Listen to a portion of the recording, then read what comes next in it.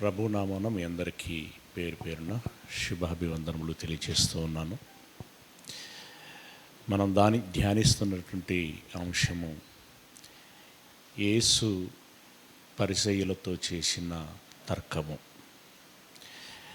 గడిచిన 2 ఆదివారాలు ఈ అంశమును మనం ధ్యానించి ఉంటున్నాం. దానిలో మనం ధ్యానించినటువంటి అంశాలు సాతాను యేసు ప్రభువును శోధించినటువంటి సమయంలో ప్రభువు ధీటుగా సమాధానము చెప్పాడు. అలాగే పాపులతో కలిసి భోజనం చేస్తున్నావు అన్నటువంటి దానికి కూడా చక్కగా తిప్పికొట్టాడు. అలాగే విశ్రాంతి దినమున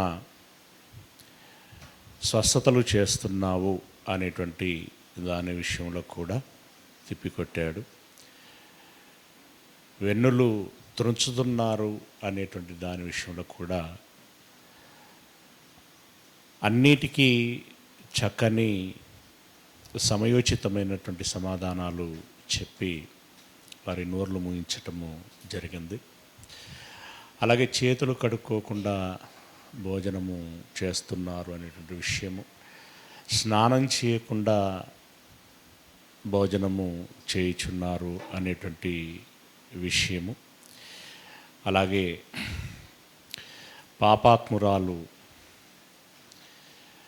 2 స్త్రీలను గురించినటువంటి సందర్భంలో కూడా వారు అడిగినటువంటి విషయానికి చక్కగా ఆయన సమాధానం చెప్పాడు. ఇక మనకు బాగుగా ఎరిగి ఉన్నటువంటి విషయము, ఎప్పుడు మనం ధ్యానించుకునేటువంటి విషయము అదేంటంటే, ఒక పరిసయ్యుడు వచ్చి తెలుసుకోవటానికి ఇలాగూ అడిగాను అని లేదు అక్కడ. ఒక పరిసయ్యుడు వచ్చి యేసును శోధిస్తూ అడిగాను. శోధిస్తూ అనంటే ఏదో రకంగా అతన్ని ఇబ్బంది పెట్టాలి, ఏదో ఒక రకంగా అతని మనసును డిస్టర్బ్ చేయాలి, ఏదో ఒక రకంగా మానసికంగా అతడు బలహీనపడేటువంటి విధంగా చేయాలి, అభ్యంతరపరచాలి, నేరస్తుడినిగా చిత్రీకరించాలి. ఇలా రకరకాలైనటువంటి మోటోస్తో వారు యేసు ప్రభుల వారిని శోధిస్తూ అడగటం జరిగింది. అందులో ఏమని అడిగారు అనంటే, అయ్యా ధర్మశాస్త్రములో మొదటి ఆజ్ఞ ఏమిటి అని అన్నారు. అప్పుడు యేసు ప్రభుల వారు చెప్పారు. తెలుసు కదండి మొదటి ఆజ్ఞ ఏంటో తెలుసు కదా? ఏంటక్క సువార్తక్క? ధర్మశాస్త్రంలో మొదటి ఆజ్ఞ ఏంటి? నాదరు చెప్పు, నీ ముఖం చూసినట్టు నువ్వు చెప్పాలని దాని అర్థం. Okay, right.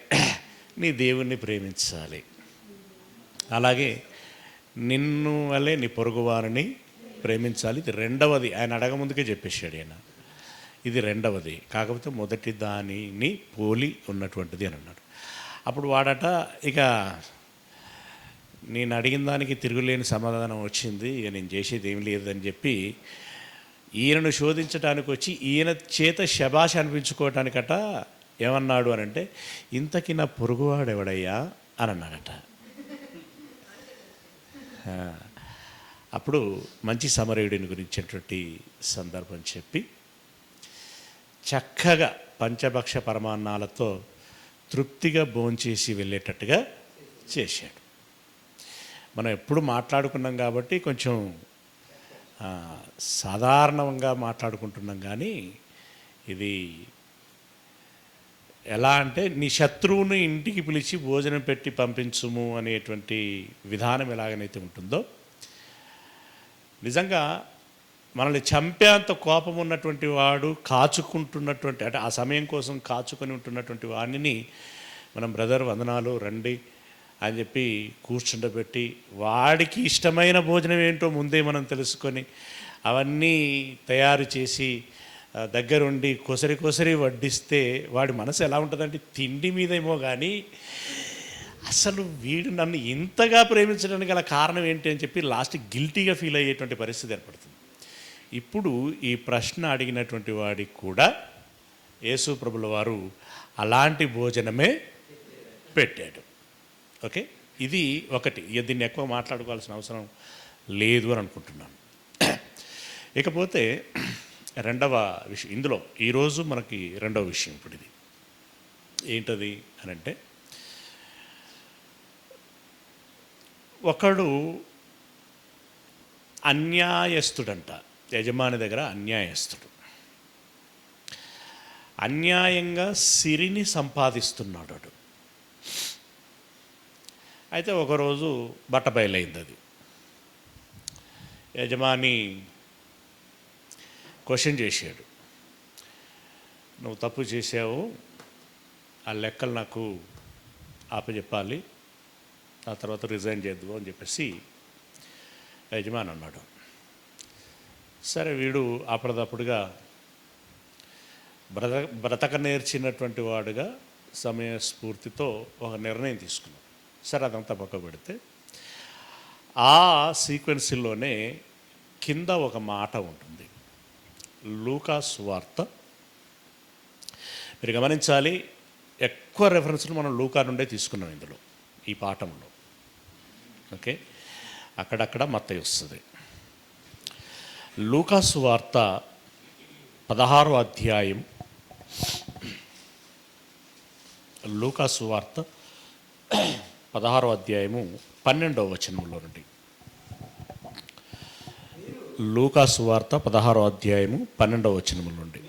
మీరు పరుల సొమ్ము విషయంలో నమ్మకముగా ఉండని ఎడల మీకు సొంతమైనది మీకు ఎవడు ఇచ్చును.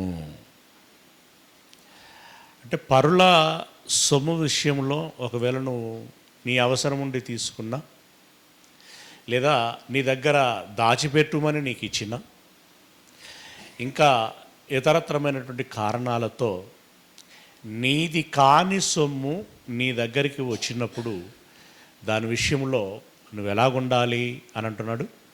నమ్మకముగా ఉండాలి. అంటే వారి సొమ్మును వారికి జాగ్రత్తగా మరలా సమయం వచ్చినప్పుడు అప్పగించాలి. అలా ఇతరుల విషయంలో నువ్వు నమ్మకముగా ఉండని ఎడల నీ ధనము విషయములో ఎవడు నీకు ఇచ్చును అని అంటున్నాడు. అంటే పాయింట్ మీకు అర్థం కావాలి. ఎలా అనంటే, గడిచిన ఎపిసోడ్లో, అంటే గడిచిన ఆదివారము ధ్యానించి ఉంటున్నాం. ఏంటి అనంటే, ఎదుటివారు నీకు ఏమి చేయవలెనని నీవు కోరుకుంటున్నావో నీవును అలాగున చేయబద్ధుడవై ఉన్నావు. ఇప్పుడు ఎదుటివారికి నీవు అలా చేయకపోతే నాకు సహాయం దొరికితే బాగుండు అని కోరుకునేటువంటి నైతిక రైట్ నీకు లేదు కదా. అలాగనే ఇప్పుడు ఎదుటివారి సొమ్ము విషయంలో నువ్వు నమ్మకంగా ఉండని ఎడల నీ సొమ్ము నీకు నమ్మకముగా అందాలని నువ్వు ఎలా కోరుకుంటావు? నైతిక హక్కు నీకు లేదు. రెండవది, దీన్ని గమనించేటువంటి యజమాని ఉంటాడు, ముఖ్యంగా దేవుడు. ఇక్కడ ఇప్పుడు ఎదుటివారి సొమ్ము విషయంలో నువ్వు నమ్మకముగా లేకపోతే నీకు రావలసినటువంటి సొమ్ము విషయంలో దేవుడు లెక్క చూస్తాడు కదా. గనుక ఎదుటివారి సొమ్ము విషయంలో నువ్వు జాగ్రత్తగా ఉండాలి అని చెప్తూ, అంటే ఇక్కడ ఈ థీమ్ అంతా కూడా దేవుడి ధనము, యజమానుడైనటువంటి దేవుని యొక్క యావదాస్తిలో మనలను పనివారలనుగా పెట్టుకొని పరిచర్య చేయము అని అంటున్నాడు. అయితే యజమాని సొమ్ము కదా, ఆయన చూస్తలేడు కదా అని చెప్పి ఇస్కరియోతు యూదా లెక్క దాన్ని పక్కదారి పట్టించాడు ఒక వ్యక్తి. అతన్ని పట్టుకొని మాట అంటున్నాడు అనమాట.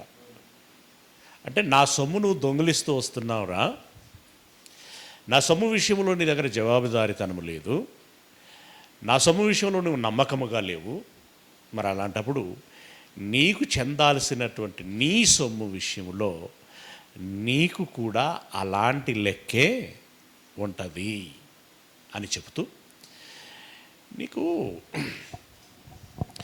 నీ యజమాని పట్ల కృతజ్ఞత ఉండాలి, నీ యజమాని పట్ల నువ్వు నమ్మకంగా ఉండాలి, నీ యజమాని పట్ల నీకు గౌరవము, ప్రేమ, వినయము, విధేయత ఉండాలి. నీ యజమాని పట్ల అది లేదనుకో, ధనము ప్రాధాన్యముగా నీకు కనబడుతుంది, ధనము ప్రాధాన్యముగా కనబడుతుంది. ధనము ప్రాధాన్యత కనబడిందంటే ఇక యజమాని నథింగ్ అన్నమాట.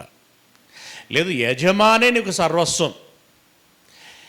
నేను తినటము, పడుకోవటము, లేవటము, కూర్చుండటము, ధరించుకోవటము, ఎవ్రీథింగ్ ఆయనే ఉన్నాడు, ఆయనే చూసుకుంటాడు, ఆయనకు నేను నమ్మకంగా ఉండాలి అని అనుకుంటే ధనానికి ప్రాధాన్యత ఇవ్వవు. ఇప్పుడు ఒకసారి ఆలోచించండి. ఇప్పుడు మా అమ్మ నన్ను బాగా ప్రేమిస్తుంది, నా విషయంలో కేరింగ్ అంతా అమ్మదే అనే భరోసా నీకుండి, ఆమె పట్ల నువ్వు విశ్వాసం కలిగి నువ్వు ఆమె చెప్పినట్టుగా నడుచుకుంటున్నావు అని అనుకో. ఇక శాలరీ ఎంత వచ్చింది, ఇప్పుడు నా చేతిలో ఎంత డబ్బు ఉంది, నాకెంత వస్తుంది, ఇప్పుడు నేను ఏం చేయాలి, ఈ రకమైనటువంటి ఆలోచనలు ఉండవు. అంటే సపరేట్గా ఒక అమౌంట్ మెయింటైన్ చేయాలని, సపరేట్గా మనకి ఉంటాయి కదా బ్యాగులు, పర్సులు, సపరేట్గా పర్సులు మెయింటైన్ చేయాలని, అకౌంట్లు మెయింటైన్ చేయాలని ఇవే ఉండవు.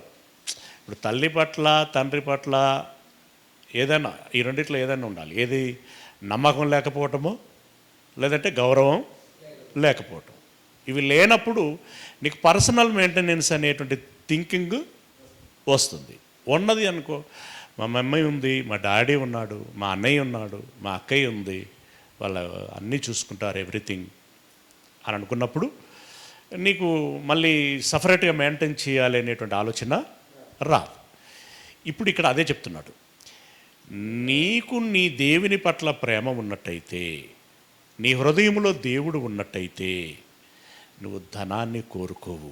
ఆయనే ఉన్నాడు, ఆయనే చూసుకుంటాడు. యెహోవా ఈరే అని అంటావు.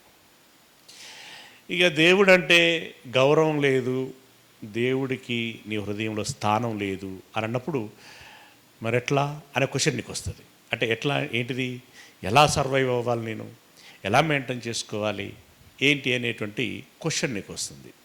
వచ్చినప్పుడు నువ్వేం చేస్తావు అనంటే దేవుని కంటే ధనమునకు ఎక్కువగా ప్రాధాన్యము ఇస్తావు, ఎక్కువగా ప్రాధాన్యం ఇస్తావు. ఇప్పుడు ఈ రెండింటి విషయాలని కంపేర్ చేస్తూ చెప్తున్నాడు అనమాట. ఏమంటున్నాడు? మీరు పరల సొమ్ము విషయంలో నమ్మకముగా ఉండని ఎడల మీ సొంతమైనది మీకు ఎవడిచ్చును? ఏ సేవకుడును ఇద్దరు యజమానులను సేవింపలేడు. ఏమండి, కొందరు ధనానికి అధిక ప్రాధాన్యతనిస్తూనే మనకు తెలుస్తూ ఉంటుంది దేవుణ్ణి నిర్లక్ష్యం చేస్తున్నాడు, దేవుని వాక్యమును నిర్లక్ష్యం చేస్తున్నాడు, దైవ సహవాసమును నిర్లక్ష్యం చేస్తున్నాడు, ధనానికి కొంచెం అధిక ప్రాధాన్యతనిస్తున్నాడు అని మనకి అర్థమవుతూ ఉంటుంది. ఏంటి బ్రదర్ ఈ మధ్యలో చాలా బిజీ అయిపోయినట్టున్నావు అని అంటే, అదేం లేదన్నా అని అంటాడు. ఇదంతా అబద్ధం. ఈ చేసిన తప్పు కాకుండా మరొక తప్పు అనమాట ఇది.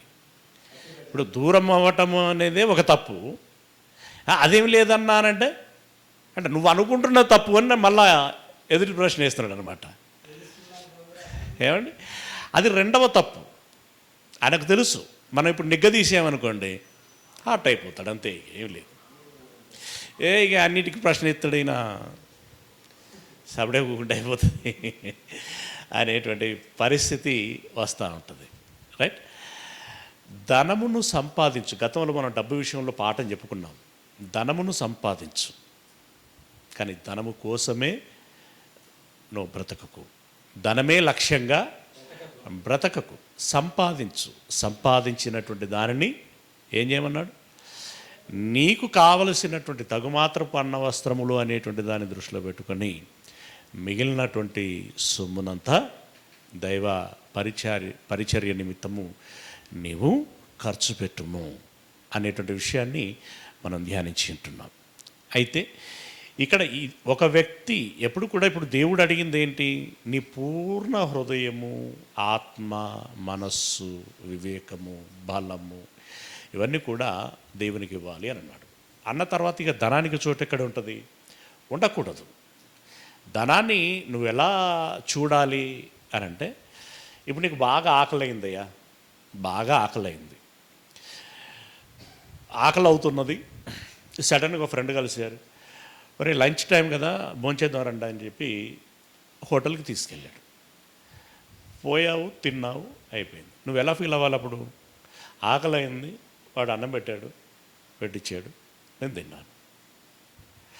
మళ్ళీ ఒరే రేపు కూడా ఇదే టైంకి వస్తావారా అని అనొద్దు. ఈరోజుకి అయిపోయింది. ధనమునకు అంటే ఇప్పుడు భోజనాన్ని పోల్చాను, కానీ ధనమును కూడా నువ్వు అలాగే చూడాలి. ఈ అవసరం ఇప్పుడు ఉంది, ఇది తీరితే సరిపోతుంది, ఆ సమయానికి అది వస్తే సరిపోతుంది. అయితే దీన్ని నువ్వు ఏం ఆలోచించాలంటే, సమస్తము దైవాధీనము గనక దేవుడు నా వెంట ఉంటే ఆ సమయానికి ఆయన ఎలాగనైనా ఏర్పాటు చేస్తాడు. దానికి కాకుల విషయం చెప్పాడు, అంటే పక్షుల విషయం చెప్పాడు, అండ్ పువ్వుల విషయం చెప్పాడు. మొదటగా నీతిని, నా రాజ్యమును, నీతిని నా రాజ్యమును వెతకండి అంటే దాని అర్థం ఏంటి?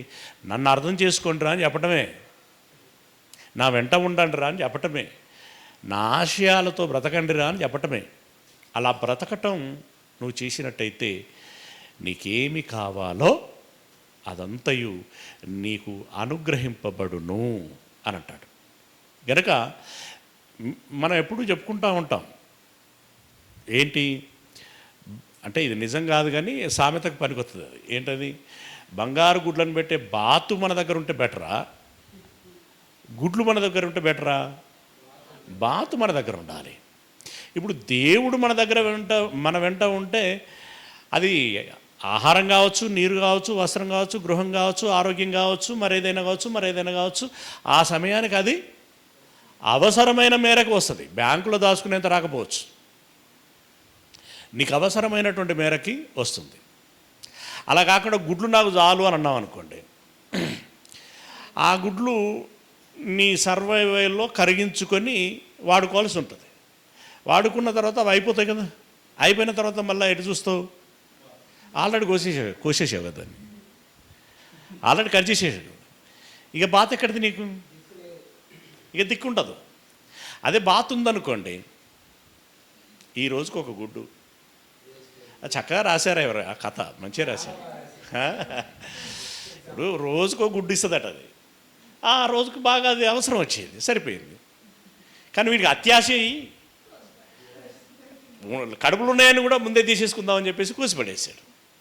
కూసిపడేస్తే ఓకే, ఎక్స్ట్రా ఇంకే కానీ ఒకటో రెండో వచ్చి ఉంటాయి, అయిపోయింది. 2-3 రోజులల్లా అయిపోయినాయి. మళ్ళీ బాతు ముఖం చూద్దామంటే బాతు లేదు. పరిస్థితి ఏంటి? ఇప్పుడు మనం అంతే. ఇప్పుడు దేవుడి వైపు చూడాలా, దేవుడు అనుగ్రహించినటువంటి ప్రకృతిలోని సంపద వైపు చూడాలా అని అంటే దేవుడి వైపు చూడాలి. దేవుడు ఉంటే ప్రకృతి ఉండదు, ప్రకృతి ఉంటే దేవుడు ఉండడు. ఇప్పుడు ప్రకృతినే మేము దైవంగా చూసుకుంటున్నామంటే దాని అర్థం ఏంటో తెలుసా? నువ్వు దేవుడు వద్దంటున్నావు అని దాని అర్థం. పాపం వాళ్ళకి అర్థం కావట్లేదు విషయం. దేవుణ్ణి వద్దంటున్నావు అని దాని అర్థం. ఇప్పుడు మనం ఏమైనా మాట్లాడితే వాళ్ళకి కోపం వస్తుంది, బాధేస్తుంది, కానీ అది రియాలిటీ. ఇప్పుడు మా ఏంటది, మిమ్మల్ని విమర్శిస్తున్నారు, మా ఆత్మాభిమానాన్ని దెబ్బ కొడుతున్నారు, మమ్మల్ని హర్ట్ చేస్తున్నారు, ఇలా రకరకాలుగా మాట్లాడతారు. అఫ్కోర్స్ వాళ్ళ స్టాండర్డ్ అంతే కాబట్టి వాళ్ళు నొచ్చుకుంటుండొచ్చు, కానీ వాళ్ళ ఆలోచన తప్పది. ఇప్పుడు వాళ్ళకి ఎట్లా చెప్పాలి? మనమేమో మన ఫ్యామిలీ మెంబర్లు అని అనుకుంటున్నాం, మన వాళ్ళే కదా. వాళ్ళు ఏమనుకుంటున్నారు? వాళ్ళేమో మనమేదో లేనిది పరాయిది అంటించుకొని ఈ ఇంటి వారిని దూషిస్తున్నాం అన్నట్టుగా వాళ్ళు భావిస్తూ ఉన్నారు. ఇప్పుడు చూడండి, సోకాల్డ్ ప్రతిమలు వాళ్ళు ముందు పెట్టుకొని సేవిస్తున్నటువంటి లేదా పూజిస్తున్నటువంటి చేస్తున్నటువంటి ఆరాధనలు పర్పస్ ఏంటంటే అసలు ఆ పేర్లు చెప్తే బాగుంటుంది. ఆ పర్పస్ ఏంటండి? ఏ అవసరాలు తీరాలని, ఏ కోరికలు తీరాలని, ఎవరిని మళ్ళీ ఇక్కడ టార్గెట్ ఇక్కడ పూజిస్తే లక్ష్మి అంటే ధనం వస్తుంది, ఇక్కడ పూజిస్తే విద్య వస్తుంది, ఇక్కడ పూజిస్తే బలం వస్తుంది, ఇక్కడ పూజిస్తే ఆరోగ్యం వస్తుంది. పర్టికులర్గా సెటప్లు ఉన్నాయి, separate separate separate separate separate. But వీటన్నిటినీ ఇవ్వగలిగేటువంటి వాడు ఎవరు? భగవంతుడు కదా, దేవుడు కదా. ఇప్పుడు అతన్ని వదిలిపెట్టి ఈ డిపార్ట్మెంట్ ఈ డాక్టర్ని కలవాలి, ఈ డిపార్ట్మెంట్ ఈ డాక్టర్ని కలవాలి, ఈ డిపార్ట్మెంట్ ఈ డాక్టర్ని కలవాలి. ఇప్పుడు స్వచ్ఛందంగా ఒక హాస్పిటల్ పెట్టి అందులో కావలసినటువంటి ఎక్విప్మెంట్లన్నీ ప్రొవైడ్ చేసి డాక్టర్లను కూడా అపాయింట్మెంట్ చేసి వాళ్ళకి శాలరీస్ ఇస్తూ హాస్పిటల్ రన్ చేస్తున్నటువంటి ఫౌండర్ ఒక ఆయన ఉన్నాడు. ఆయన పట్టించుకోవట్లేదు. మీకు అర్థమైందా? వీళ్ళకి మంచి గైనకాలజిస్టు దేవతలకి కనపడుతుంది, కార్డియాలజిస్టు దేవుళ్ళలాగా కనపడతాడు. వీళ్ళందరూ సోకాల్ డిపార్ట్మెంట్లు అన్నీ ఉంటాయి కదా, వీళ్ళందరూ దేవుళ్ళే. మరి పెట్టినోడు ఆయన ఎవడో మాకు తెలియదు, సంబంధమే లేదు కదా. అది కరెక్ట్ కాదు అని అంటున్నాడు ఆయన. అది కరెక్ట్ కాదు. ఆ మాట ఆ కోణంలోనే అతడు మాట్లాడుతూ, ఏ సేవకుడును ఇద్దరు యజమానులను సేవింపలేడు. వాడు ఒకరిని ద్వేషించి ఒకరిని ప్రేమించును, లేక ఒకరిని అనుసరించి ఒకరిని తృణీకరించును. ఎట్ ద సేమ్ టైం దేవుడిని ధనాన్ని సేవింపలేరు. లేదన్నా నేను ఎంత బిజీగా ఉన్నా కూడా దేవుని అయితే మర్చిపోను అంటాడు. శుద్ధ అబద్ధం అది. పైగా ఇవి పాత రోజుల్లో ఎక్కువ డైలాగులు విన్నాం. చర్చికి వస్తేనే దేవుణ్ణి అంటే దేవుణ్ణి పూజిస్తున్నట్టు లేదంటే దేవునిలో ఉన్నట్టు అన్న. ఇంటి దగ్గర ప్రార్థన చేసుకుంటే దేవుడు వినడా? బైబిల్ చదువుకుంటే దేవుడు వినడా? నీకు అంత సీన్ ఉన్నదనుకుంటే సంఘంగా కూడాలని ఆయన ఎందుకు చెప్తాడు? మీరేమి వినుచున్నారో జాగ్రత్తగా చూచుకొనుడి అని ఎందుకు చెప్తాడు? బోధకులారా మీరు జాగ్రత్తగా బోధించండి అని ఎందుకు చెప్తాడు? చెప్పువాడు లేని ఎడల నాకు ఎలాగ అర్థమవునని చెప్పేసి ఎవరన్నారు? ఆర్థిక శాఖ మంత్రి అన్నాడు. వీళ్ళు ఆయనకంటే పెద్ద మంత్రులు. ఏమండి, ప్రతిదానికి దేవుడు ఒక సిస్టమ్ని ఏర్పాటు చేశాడు. ఆయన పెట్టినటువంటి సిస్టము, ఆయన పెద్ద ఆయన ఓల్డ్ ఏజ్, ఇది ఓల్డ్ అవుట్డేటెడ్ వెర్షను. ఇప్పుడు మేము సైబర్ యుగంలో ఉన్నాం, అప్డేటెడ్ వెర్షను. మాకు బైబిల్ కూడా అవసరం లేదు చేతుల్లో, సెల్ ఫోన్ ఉంటే చాలు, స్క్రోల్ చేసి చూస్తాం. అప్డేట్ అయిపోయింది. చాలామంది చర్చిలకు బైబిల్ పట్టుకొని రావట్లా, ఫోన్లో. మీరు ఎక్స్పీరియన్స్ చేశారా ఎప్పుడైనా? పేపర్ మీద చదివినటువంటి కంటెంట్ నువ్వు డిజిటల్ స్క్రీన్ మీద చూసినట్టు కంటెంట్ నీకు ఏది మెమొరీలో ఉంటుందో మీరు గమనించండి. ఇది నీకు ఇక్కడ పలాని పేజీ, పలాని పారాగ్రాఫు, పలాని వర్డ్, ఇదంతా నీకు బాగుంటుంది. మళ్ళీ పైన ఉంటుంది, కింద ఉంటుంది, ఎడంవైపు ఉంటుంది, కుడివైపు ఉంటుంది, ఇది ప్రింట్ అయిపోతుంది. అదే నీకు సెల్ ఫోన్ అయితే దానికి పారాగ్రాఫులు సంబంధం ఉండదు, ఓన్లీ పర్టికులర్ వర్డ్ ఉంటుంది. ఆ వర్డ్ కూడా చూడండి, ఇప్పుడు బైబిల్లో ఉన్నటువంటి వర్డ్స్కి అందులో ఉన్నటువంటి వర్డ్స్కి కొన్నిసార్లు డిఫరెన్స్ వస్తుంది. 20 ఉన్న కాడ 21 ఉంటుంది, 21 ఉన్న కాడ 23 ఉంటుంది, అలా తేడా ఉంటుంది. పైగా మన ఆ విజన్ ఏదైతే ఉంటుందో అది మన బ్రెయిన్కి కనెక్ట్ చేసేటువంటి విషయంలో డిస్టర్బ్ అవుతుంది. అది ఇప్పుడు పేపర్ మీద చూసినంత క్లారిటీగా ఫేర్గా తీసుకొని బ్రెయిన్లో ఉంచుకోదు. అది అప్పటి వరకు కృత్రిమంగా రెడీమేడ్గా అది పనికొస్తుంది తప్ప ఎప్పటికీ ఉండేటువంటి విధంగా సెల్ ఫోన్లో ఉండేటువంటి ఈ లెటర్స్ మనకి, అంటే మన బ్రెయిన్ అలా అలవాటు పడినటువంటి విషయం. వాస్తవానికి కూడా మనకు సైంటిఫికల్గా చాలా దానికి రీజన్స్ చెప్తూ ఉంటారు. అది వర్కౌట్ అయ్యేటువంటి విషయం కాదు. It's okay. దేవునిలో లేనటువంటి వాళ్ళు కూడా ధనానికి ప్రాధాన్యతనిస్తూ పచ్చి అబద్ధాలు ఆడుతూ ఉంటారు. లేదన్నా మేము దేవునిలోనే ఉన్నాము, దేవుని మరవట్లేదు, ప్రార్థన చేసుకుంటున్నాం, బైబిల్ ధ్యానించుకుంటున్నాం, ఇవన్నీ ఎన్నెన్నో చెప్తూ ఉంటారు. అసలు కాపరి దగ్గర ఉండి గొర్రెలను లేదా పశువులను మళ్ళిస్తున్నప్పుడే అందులో ఏదో ఒకటి ఎట్లా తప్పించుకుపోదావా అని చూస్తూ ఉంటుంది అది. కానీ అసలు ఈ కాపరే లేకపోతే మళ్ళీ వచ్చేసరికి మేము ఎక్కడికి పోలేదండి అని ఒక గొర్రె అన్నది అనుకోండి,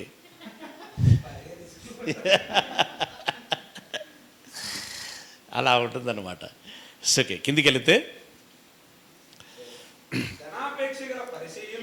ధనాపేక్ష కలిగినటువంటి పరిసయ్యులు ఈ మాటలన్నీ విని, అంటే ఈ మాటలు చెప్పేసరికి వాళ్ళకు ఏమనిపించిందట, అబ్బో ఇక చెప్పాడండి, డబ్బున్నోడట దేవుని ప్రేమించడట, దేవుని ప్రేమించినోడట డబ్బును లెక్క చేయడట, మేధావిగా ఇక చెప్పొచ్చిండు, మాకు తెలియదు ఇక. మనలో ధనవంతులు లేరా, ధనవంతులైనటువంటి వారు దేవాలయానికి వచ్చేటువంటి వారు లేరా, వాళ్ళ వర్షన్ అనమాట. ఈయనకు డబ్బు అవసరం లేదు, మరి ఈయన శిష్యుని సంచి ఎందుకున్నది? అపహాస్యంలో ఇవన్నీ ఎన్నెన్నో మాట్లాడి ఉంటారు కదా. డబ్బు అవసరం లేదట.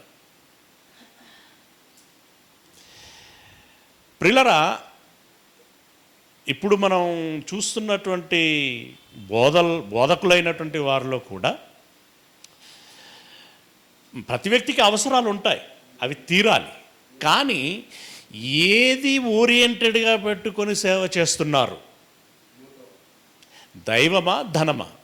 చాలా పరిచర్యలు మనం చూస్తుంటే దైవమే ప్రధాన అంశంగా చోటు చేసుకొని బోధలు జరుగుతూ ఉంటాయి. ధనాన్ని దైవాన్ని బేస్ చేసుకొని బోధించేటువంటి వారు తక్కువ ఉంటారు. ఆ ఉన్న తక్కువ కూడా జనాలకు పెద్ద తెలియదు. వాళ్ళు అసలైన సేవకులు. దురదృష్టం ఏంటంటే అసలైన సేవకులు జనాలకు తెలియదు, వాళ్ళకు అనిపించరు పాపం. ఇక హంగు ఆర్భాటము ధనమే ప్రధాన అంశంగా కలిగినటువంటి బోధకులు మాత్రం లైమ్ లైట్లో ఉంటారు ఎవ్రీడే. ఓహో పలాని దైవజనుడు, పలాని దైవజనుడు, ఎంతమంది వచ్చారంటే, అబ్బా ఆ స్టేజ్ ఎలా డెకరేట్ చేశారంటే, ఆ లైటింగ్ ఎలా ఉన్నదంటే, క్రిస్మస్ ఎంత బాగా చేశారంటే, ఇట్లా వీళ్ళందరూ కనబడుతూ ఉంటారు. నిజంగా ప్రధాన దూతగా ఉన్నటువంటి అది సాతానుగా మారింది అని అంటే దాని టాలెంట్ ఏం తక్కువ కాదండి. ఎంత ప్యారలల్గా తయారు చేసుకుంటూ వచ్చింది అది. ప్రవక్తలకు ఆల్టర్నేట్గా అబద్ధ ప్రవక్తలు, అవునా? అలాగే అపోస్తలులకి ఆల్టర్నేట్గా దొంగ అపోస్తలుడు. వెలుగుదూతకు ఏమండి అంటే దేవదూతకు ఆల్టర్నేట్గా అంటే ఇప్పుడు యేసు వెలుగై ఉండెను ఈ రకమైనటువంటి వర్షన్కి ఆల్టర్నేట్గా అది కూడా వెలుగుదూతల వేషం వేయించి దాని అనుచరులు ఎవరైతే ఉన్నారో వాళ్ళ చేత ఇలా ప్రతి దానికి ఆల్టర్నేట్ అనేటువంటిది. ఇప్పుడు వాక్యానికి ఆల్టర్నేట్ ఏంటంటే పిటకథలు, వాక్యానికి ఆల్టర్నేట్ ఏంటంటే వీళ్ళ సొంత కబుర్లు, వాక్యానికి ఆల్టర్నేట్ ఏంటంటే దొంగ సాక్ష్యాలు. ఇప్పుడు ఈ దొంగ సాక్ష్యాల అవసరం, ఈ పిట్టకథల అవసరం, ఈ కామెడీల అవసరం, ఈ గారడీల విద్యలు ఏమండి ఇవన్నీ పర్పస్ ఏంటి చెప్పండి? జనాలను అట్రాక్ట్ చేయడానికి, జనాలను అట్రాక్ట్ చేయడానికి. జనాలు అట్రాక్ట్ అవుతే ధనం పోగవుతుంది, ధనం పోగవుతే ఇక మీకు తెలిసిందే కదా. ఆ రకంగా వీళ్ళు ధనానికి ప్రాధాన్యతనిచ్చేటువంటి వారు గనక ధనము కాదు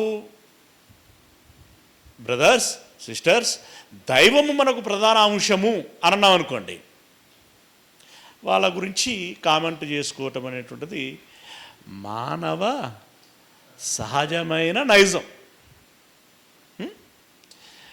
రమేష్ను గురించి కామెంట్ చేసుకునేటువంటి వాళ్ళు సో మెనీ పర్సన్స్. ఇక్కడ మన సురారం కాలనీలో ఉన్నటువంటి దైవజనులు కూడా అంటే వారు వాళ్ళ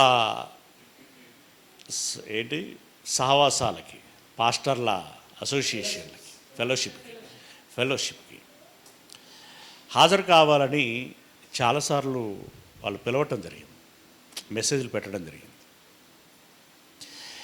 అవి ఎలా ఉంటాయంటే అమెరికా నుండి పలానా బ్రదర్ వస్తున్నాడు, బ్రదర్ ఇంకొక దగ్గర నుండి ఆయన వస్తున్నాడు, పెద్ద దైవజనుడు వస్తున్నారు, మీరు రావాలి. అక్కడ ఏముంటుంది? ఆయన చెప్పింది వినాలి, వాళ్ళ ఆర్గనైజేషన్ మోటో ఏదైతే ఉంటుందో దాన్ని ఇంప్లిమెంట్ చేయాలి, దానికి ప్రత్యామ్నాయంగా ఒక బ్యాగో ఒక సూటో ఇంత కవర్లో పెట్టి ఇంత డబ్బో ఏదో ఇస్తారు, అంతే. ఆయన వచ్చి చెప్పేది ఏముండదు, పాస్టర్లంగా వీళ్ళు నేర్చుకునేది ఏముండదు, అందులో ఆచరించేది అంతకంటే ఉండదు. నేను వెళ్ళలేదు. ఇప్పుడు వాళ్ళు ఏమనుకుంటారు? వీడికి ఎంత గర్వం, మనం పిలిచినా రావట్లేదు కదా. ఇప్పుడు చాలామంది ఇప్పుడు ఇంతమంది పాస్టర్లు కలిసినప్పుడు బ్రదర్ ఆహా ఓహో అని చెప్పి మాట్లాడటోళ్ళే, అయినా మన ఇన్విటేషన్కి స్పందించట్లేదు అంటే దాని అర్థం ఏంటి? మేము పిలిచినప్పుడు నువ్వు వచ్చావా? ఇప్పుడు నువ్వు పిలిస్తే మేము రా. అసలు మీరెందుకు పిలిచారు, నేనెందుకు పిలుస్తున్నాను అంటే ఈ డిస్కషన్లోకి వస్తే ఇక వాళ్ళు కూడా మనం మాట్లాడినట్టే మాట్లాడవచ్చు, వాళ్ళ వైపు వాళ్ళ వర్షన్ మాట్లాడుకున్నప్పుడు మాట్లాడవచ్చు. కానీ ఇవన్నీ వెళ్ళాలంటే ఇక మనకంటే పెద్ద ఆయన ఎవరైనా కూర్చుంటే పెట్టి అసలు వాళ్ళెందుకు వెళ్తాను, నువ్వు ఈయనెందుకు వెళ్తాడు, మీరేం చేస్తాను, ఆయన ఏం చేస్తానని పెద్ద డిస్కషన్ జరగాల్సినటువంటి విషయం. సరే అంత దూరం పోదు, అది రాదు. ఆ లోపు వీళ్ళందరూ ఏం మాట్లాడుకుంటారు? ఇట్లనే మాట్లాడుకుంటారన్నమాట. అపహసించుచుండగా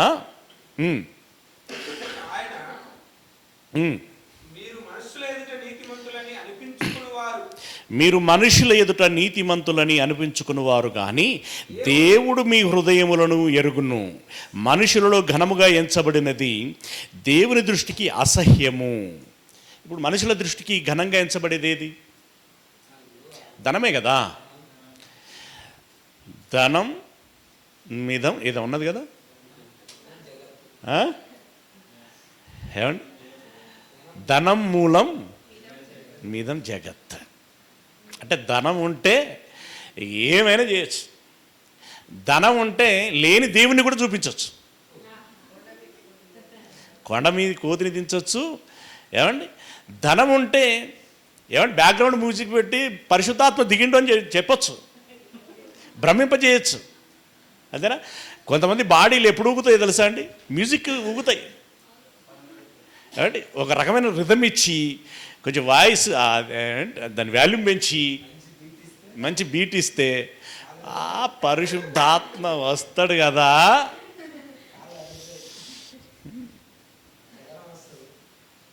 ఏమండి? ధనంతో వీళ్ళందరినీ భ్రమింపచేయాలని ప్రయత్నం చేసేటువంటి వారు చాలామంది ఉంటారు.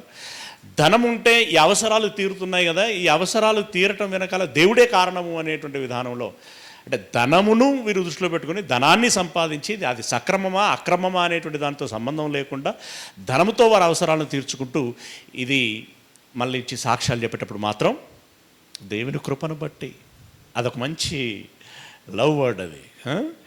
దేవుని కృపను బట్టి, దేవుని కృపను బట్టి చర్చి కట్టగలిగాం, ఇట్స్ ఓకే, అంతవరకు పరిమితం. దేవుని కృపను బట్టి 2 ఇండ్లు కొనుక్కోగలిగాం, దేవుని కృపను బట్టి బిడ్డల్ని డాక్టరేట్ చేయగలిగాం, దేవుని కృపను బట్టి వాహనాలను కొనుక్కోగలిగాం, దేవుని కృపను బట్టి అని చెప్పి పెద్ద లిస్ట్ చెప్తా ఉంటారు. ఇక నిజంగా దేవుని కృపలో ఇవన్నీ ఉన్నాయా?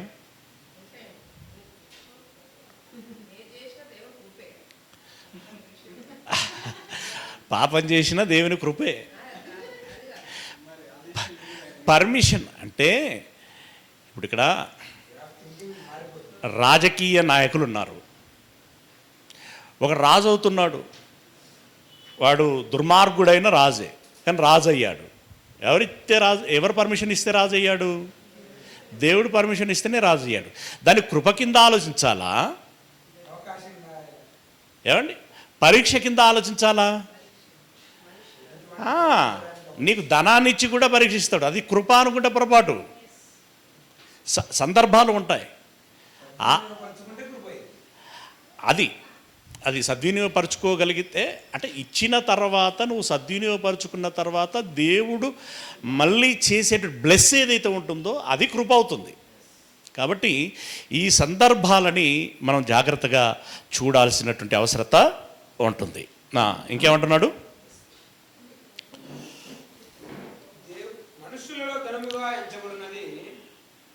మీరు మనుషుల ఎదుట నీతిమంతులని అనిపించుకునేవారు, కానీ దేవుడు మీ హృదయములను ఎరుగును. మనుషులలో ఘనముగా ఎంచబడినది దేవుని దృష్టికి అసహ్యము. యోహాను కాలం వరకు ధర్మశాస్త్రమును ప్రవక్తలను ఉండిరి, అప్పటి నుండి దేవుని రాజ్య సువార్త ప్రకటింపబడుచున్నది.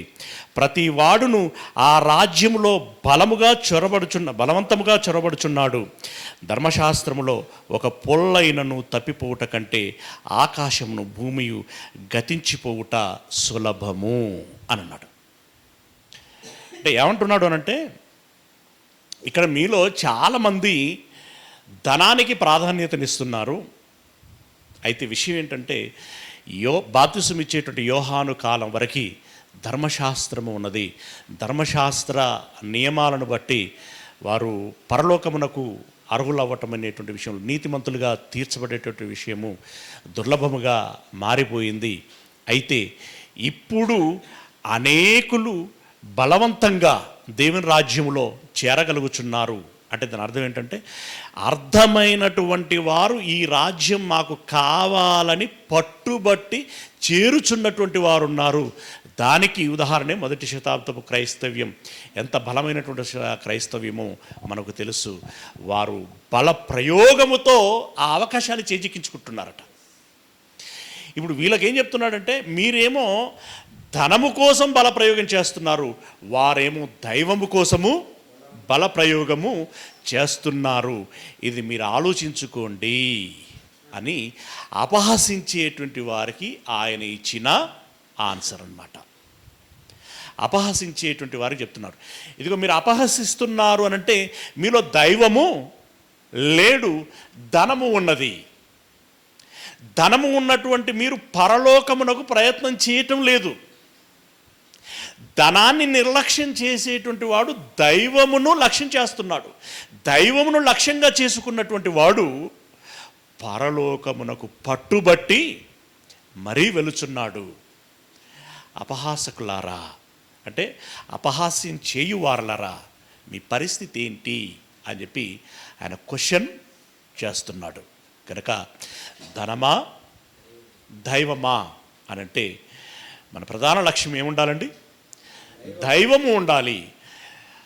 ఉన్నటువంటి ఆ దైవం ఆ సమయాలను బట్టి, ఆయా అవసరాలను బట్టి ఆయన ఏమి అనుగ్రహిస్తే దాన్ని అనుభవిస్తూ ఆయుష్ ఉన్నంత మేరకి బ్రతికి దేవుడే లక్ష్యంగా జీవించి దేవుని అనుగ్రహమునకు కృపకు పాత్రలమై నిత్య జీవానికి వారసులు కావాలి.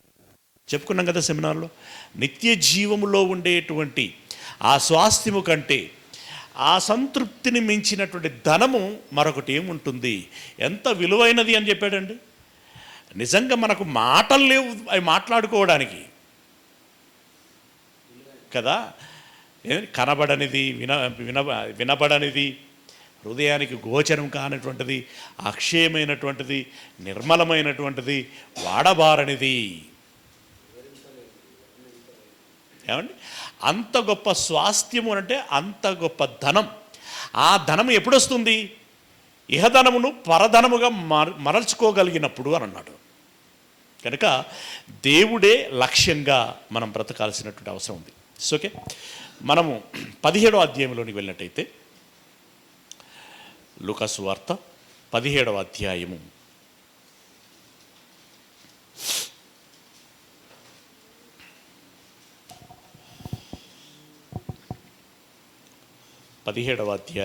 20వ వచనంలో నుండి, దేవుని రాజ్యము ఎప్పుడు వచ్చునని పరిసయ్యులు ఆయనను అడిగినప్పుడు. ఎందుకు అడిగారో చెప్పండి మీరు ఒకసారి మీ అనుభవంతో ఆలోచించండి. దేవుని రాజ్యము ఎప్పుడు వచ్చునని పరిసయ్యులు ఎందుకు అడిగారు? ఎందుకు అడిగి ఉంటారు ఒకసారి చూడండి. యోహాను గారైనా యేసుప్రభుల వారైనా బోధిస్తున్న ప్రతిసారి ప్రారంభంలో ఏమని చెప్తూ వచ్చారంటే, పరలోక రాజ్యము సమీపమై ఉన్నది. పరలోక రాజ్యం సమీపించి ఉన్నది. సమీపించి ఉన్నది అని 3 సంవత్సరాల నుండి చెప్పుకుంటూ వస్తాను. ఎంత దూరం వచ్చింది? ఇంతకు వచ్చిందా, ఇంకా వస్తుందా అన్నట్టుగా అడిగారనమాట. అది విషయం. దేవుని రాజ్యం ఎక్కడ ఉంది అని అన్నారు. అంటే అప్పుడు ఆయన ఏమన్నాడు? అప్పుడు ఆయన దేవుని రాజ్యము ప్రత్యక్షముగా రాదు. ప్రత్యక్షంగా రాదు అంటే దాని అర్థం ఏంటి? ఇప్పుడు కాంగ్రెస్ గవర్నమెంట్ పోయి బీజేపీ గవర్నమెంట్ వచ్చిందంటే దాని ఎఫెక్ట్ మనకు తెలిసింది. మళ్ళీ ఇది పోయి మళ్ళీ ఒక రాజ్యం ఏదైనా వస్తే దాని ఎఫెక్ట్ తెలుస్తుంది. ఏమండి? అంతకుముందు పరిపాలన చేసినట్టు కాకతీయుల పరిపాలన ఏంటో తెలుసు, మౌర్యుల పరిపాలన ఏంటో తెలుసు, మొఘలుల పరిపాలన ఏంటో, సుల్తానుల పరిపాలన ఏంటో, బ్రిటిష్ వాళ్ళ పరిపాలన ఏంటో, మళ్ళీ కాంగ్రెస్ పరిపాలన ఏంటో, ఇవన్నీ మనకు ఆ ఎఫెక్ట్ అనేటువంటిది మనకు తెలిసింది, ప్రత్యక్షంగా తెలుసు. ఇప్పుడు దేవుని రాజ్యము అనంటే అట్లే ఉండాలి కదా. ఇప్పుడు దేవుని రాజ్యం అంటే మరి ఎక్కడ ఢిల్లీలో ఉండి పరిపాలన చేస్తాడా, లేకుంటే వాటికన్లో ఉండి పరిపాలన చేస్తాడా, లేకుంటే జెరూసలేంలో ఉండి పరిపాలన చేస్తాడా? ఎక్కడా? ఆయన రాజ్యం ఎక్కడ? ఆయన సైన్యం ఎక్కడ? ఆయన సింహాసనం ఎక్కడ? ఇలాగే కదా వర్షన్ వాళ్ళది. అప్పుడు ఆయన అంటున్నాడు, మీరనుకుంటున్నట్లుగా ఈ యుద్ధాలు, ఈ గెలవటాలు, ఈ సింహాసనాలు, ఏమండి, ఇక్కడ తయారు చేసేటువంటి ఈ చట్టాలు, ఈ లోక్సభ, ఈ శాసనసభ, ఈ సమావేశాలు, ఈ ఆర్థిక శాఖ, ఈ పలాని శాఖ అని ఈ రకంగా మీకు ప్రత్యక్షంగా కనబడదు. ఎందుకనగా ఇదిగో దేవుని రాజ్యము మీ మధ్యనే ఉన్నది కనుక ఇదిగో ఇక్కడ అని అక్కడనని చెప్ప వీలు పడదు. అది మీ మధ్యలోనే ఉన్నది. దురదృష్టం ఏంటంటే అది మీకు కనిపించట్లా.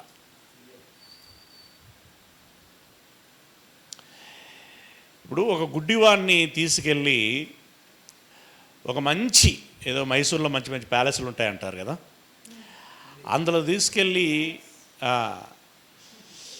ఈ అందాలను ఆస్వాదించు అని అన్నాం అనుకోండి,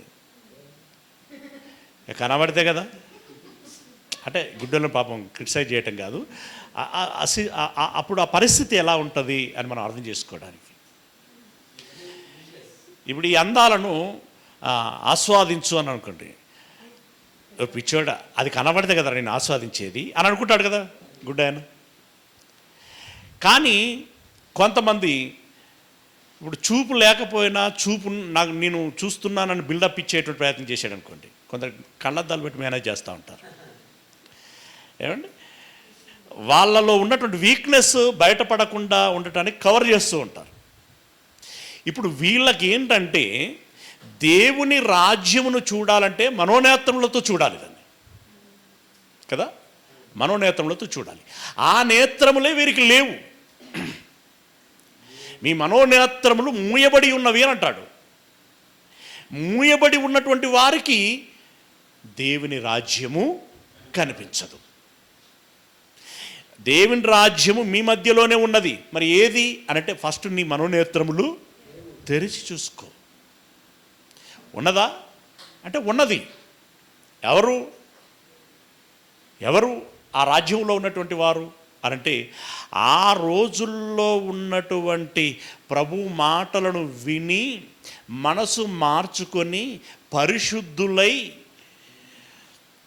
దేవుడే ప్రధాన లక్ష్యముగా కలిగి దేవుని ఆరాధిస్తూ క్రీస్తు యేసు మార్గములో నడుస్తున్నటువంటి ఆ పరిశుద్ధులైనటువంటి అపోస్తలులైతేనేమి, అలాగే స్త్రీలు ఎంతోమంది ఉన్నారు. ఆ మొదటి శతాబ్దములో ప్రభంజనములా పుట్టుకొచ్చి కొనసాగినటువంటి వాళ్ళందరూ కూడా దేవుని రాజ్యమునకు సంబంధించినటువంటి వారే. ఇప్పుడు దేవుని రాజ్యము ప్రపంచమంతటా విస్తరించి ఉన్నది. ప్రపంచమంతటా విస్తరించి ఉన్నది. అయితే ఆ రాజ్యములోని జనులు ఎవరు అనంటే క్రైస్తవులు. ఆ క్రైస్తవులైనటువంటి వారే దేవుని రాజ్యము. నాకు అనిపిస్తున్నది ఈ సందర్భంలో వాడికి అర్థం కాలేదేమో, ఏమో అర్థమైందో అర్థం కాలేదో, కానీ అర్థం కాకపోయినా కూడా ఈయన ఏదో చెప్తున్నాడు పో అనుకుంటా గీక్కుంటా పోయి ఉంటాడు కదా. వానికి ఏమర్థం అవుతుంది? చాలా కష్టం. ఆ దేవుని రాజ్యము మీ మధ్యలోనే ఉన్నది అని అన్నాడు. రైట్. ఇక మూడో విషయం ఇందాక వాక్య పట్టణంలో మనం చదువుకున్నాం కదా, ఏ అధికారము వలన నీవు ఈ బోధ చేయుచున్నావు అనంటే మీరే చెప్తారు. లాస్ట్ వీక్ కూడా జ్ఞాపకం చేసుకున్నట్టున్నాం. ఏ అధికారం వలన బోధిస్తున్నావు అనంటే చెబుతాను, కానీ ముందు ఏ అధికారం వలన బోధిస్తున్నానో మీకు అర్థం కావాలంటే నేను అడిగిన దానికి మీరు సమాధానం చెప్పగలిగితే నేను చెప్పేది మీకు అర్థమవుతుంది అని అన్నాడు. ఏంటో అడుగు అని అన్నారు. యోహాను గారు అంతకాలం ఉండి మీ మధ్య బోధ చేశాడు కదా. ఆయన బోధించినటువంటి బోధ ఆయన సొంత మాటలా లేకుంటే దేవుడు అనుగ్రహించినటువంటి మాటలా అని అడిగాడు. అయితే వాళ్ళు ఆలోచించుకున్నారట. చూస్తారా ఒకసారి? చూడండి మనం చదువుకున్నటువంటి మాటలు వాక్యపట్టణంలో. ఏం చదువుకున్నాం? 20వ అధ్యాయం, లూకాసు వార్త 20వ అధ్యాయము 2వ వచనం. నీవు ఏ అధికారము వలన ఈ కార్యము చేయుచున్నావో, ఈ అధికారం నీకు ఎవడు ఇచ్చెనో నాతో చెప్పుమని ఆయనను అడిగిరి. అందుకు ఆయన, నేనును మిమ్మల్ని ఒక మాట అడుగుదును, అది నాతో చెప్పుడి. యోహాను ఇచ్చిన బాప్తిస్మము పరలోకము నుండి కలిగినదా మనుషుల నుండి కలిగినదా అని వారిని అడగగా, వారు మనం పరలోకము నుండి కలిగినదని చెప్పిన ఎడల, అలాగైతే మీరు ఎందుకు అతన్ని నమ్మలేదని ఆయన మనలను అడుగును. ఇది పరలోకం నుండే వచ్చిందని అన్నాం అనుకోండి, మరి అలాగైతే ఆయన మాటలను అనుసరించి మీరు ఎందుకు ఇప్పుడు బ్రతకట్లేదు అని అడుగుతాడు. ఓకే, అలా కాబట్టి పరలోకం నుండి కలిగిందని చెప్పలేము. తర్వాత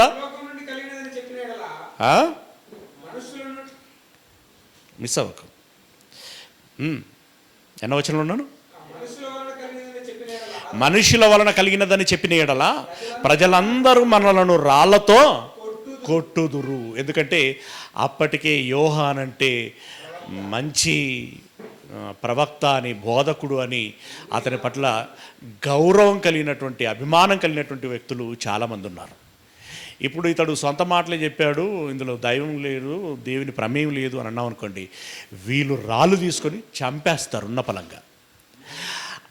అటు దేవుని మాటలని ఒప్పుకోలేము, ఇటు కాదు అని ఒప్పుకోలేము, చెప్పలేము.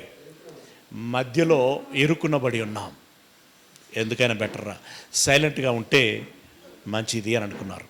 కాబట్టి ఏం చేశారట, అది ఎక్కడి నుండి కలిగినదో, అబ్బా పర్ఫెక్ట్ ఆన్సర్ అనమాట. మాకు తెలియదయ్యా అంటే, మాకు తెలియదు అని అంటేనే దానిలోనే విషయం ఉంది, తెలుసుకొని రాపో అని అనాలి. దాని అర్థం అదే. మీరు ఏదో ఒకటి చెప్పాలి. దైవం నుండి అయితే దైవం నుండి అని చెప్పాలి, మనుషుల నుండి అయితే మనుషుల నుండి అని చెప్పాలి. మాకు తెలియదు అంటే తెలియదు అని ఊపుకుంటే ఎందుకు వచ్చారు? అడగడానికి ముందు వస్తారు.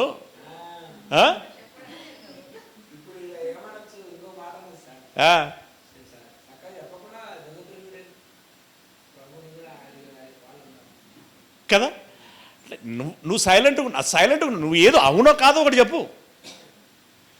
దేవుని నుండి అయితే దేవుని నుండి అని చెప్పు, మనుషుల నుండి అయితే మనుషుల నుండి అని చెప్పు. ఆ క్లారిటీ నీకు ఉంటే ఇప్పుడు నేను చెప్పేది నీకు క్లారిటీ ఉంటుంది. అక్కడ క్లారిటీ లేకుండా అక్కడ మాత్రం మేము మౌనంగా ఉంటాం. నువ్వైతే ఏది చెప్తావో చెప్పు, గోడ మీద పిల్లలాగా మేము ఉంటాం. ఇటు మాట్లాడితే అటు దుంపుతాం, అటు మాట్లాడితే ఇటు దుంపుతాం అన్నట్టుగా ఉంటే నకరాలు చేస్తున్నారా, చెప్పని పోరా అని అన్నాడు. అదే కింద చూడండి. అందుకు యేసు, ఏ అధికారం వలన ఈ కార్యము చేయుచున్నానో నేను మీతో చెప్పను. మీకే ఉందా తెలివి? మీకే ఉందా? ఎవరండి అసలు ఆయన? యేసు ప్రభులో జ్ఞానం అంటేనే యేసు. ఇక తాతకు దగ్గులు నేర్పిస్తారా? ఆయన మాట్లాడలేకనా ఏదో పోనీ మీ అని అంత అవమానపరిచినా, అపహాస్యం చేసినా, హేళి చేసినా, తిట్టినా కూడా ఇంకా ఆయన వాళ్ళ మధ్యలో ఉండి బోధించాడు. ఇదే మహద్భాగ్యమని కళ్ళకద్దుకొని స్వీకరించాల్సినటువంటి మాటల విషయంలో ఇంకా ఈ రకంగా అతన్ని తప్పుపట్టేటువంటి ప్రయత్నం చేశారు. ఓకే ప్రియులరా, ఇక మరొక సందర్భం మత్తయి సువార్తలోనికి వెళ్దామండి. మత్తయి సువార్త అంటే ఎలా ఎదుర్కొన్నాడు అనేటువంటి దాని విషయంలో మనకు ఆయా పాఠాలలో, ఆయా సందర్భాలలో ఈ సందర్భాలన్నీ మనం వాడుకున్నటువంటి వారమే అయినప్పటికీ ఈ కాన్సెప్ట్లో మనము కూడా ఆయా సందర్భాలలో ఏ రకంగా యుక్తిగా ఉండాలి అనేటువంటి ఒక స్పృహని మనలో పెంపొందించేటువంటి విధంగా ఇది దోహదపడుతూ ఉంటుంది. ఆ కోణంలో మీరు ఆలోచించాల్సిందిగా మనం చేస్తున్నాను. మత్తయి సువార్త 22వ అధ్యాయము 15వ వచనంలో నుండి. అప్పుడు పరిసయ్యులు వెళ్ళి మాటలలో ఆయనను చిక్కుపరచవాలనని ఆలోచన చేయొచ్చు. ఏమొస్తుంది చిక్కుపరిస్తే? మాటల్లో చిక్కుపరచడం అంటే వాళ్ళ ఉద్దేశం ఏంది?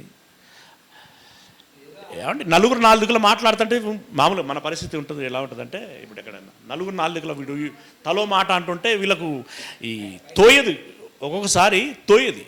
అనాలోచితంగా కొన్ని మాటలు వస్తాయి. ఆ అనాలోచితంగా అక్కడ ఉండేటువంటి ఆ ఒత్తిడికి దొల్లకూడనటువంటి మాట కూడా దొరలేటువంటి అవకాశం ఉంటుంది.